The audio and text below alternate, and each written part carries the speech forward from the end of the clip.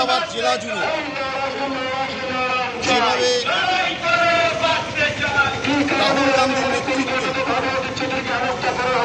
সারা দেশ জুড়ে যখন কংগ্রেসের রাজনীতি প্রোগ্রাম চলছে,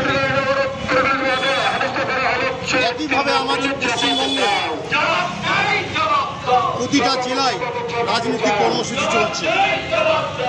গত পরশুদিন আমাদের প্রিয় সংসদ সম্মানীয় অধীর রঞ্জন চৌধুরী মহাশয় তার সিস্টেম অনুযায়ী রাজনৈতিক কর্মসূচিতে যোগ দিতে যাওয়ার সময় এই জেলার কিছু নেতা শাসক দলের তারা পরিকল্পিতভাবে যেভাবে আমাদের নেতাকে মহিলাদিকে সামনে আগিয়ে দিয়ে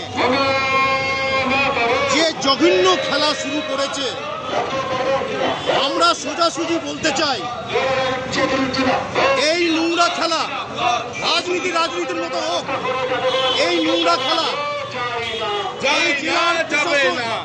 এবং বাংলার মুখ্যমন্ত্রী তিনি পুলিশ মন্ত্রী তিনি সব দিক খতিয়ে দেখে যদি এই অপমানের বিরুদ্ধে ব্যবস্থা না নেয়, তাহলে একটা কথা আমরা পরিষ্কারভাবে বলতে চাই, আগামী দিন কোথায় কি হবে জানি না।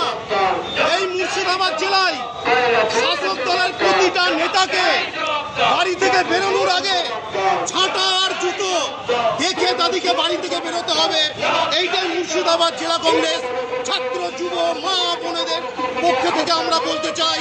অধীর চৌধুরী আজকের নয়, যারা আজকে এই পরিকল্পনা করছে তারা কিন্তু অধীর চৌধুরীর কাছে থেকে অধীর চৌধুরী খেয়ে পড়ে আজকে তারা অধীর চৌধুরীর উপরে আক্রমণ করছে।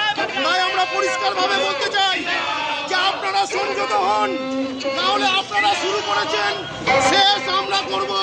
আগামী দিনে জেলার প্রতিটা নেতাকে যারা এই চক্রান্তের সঙ্গে যুক্ত তাদেরকে ঝাঁটা জুতো থেকে বাড়ি থেকে বেরোতে হবে, এইটুকু আমরা বলতে চাই।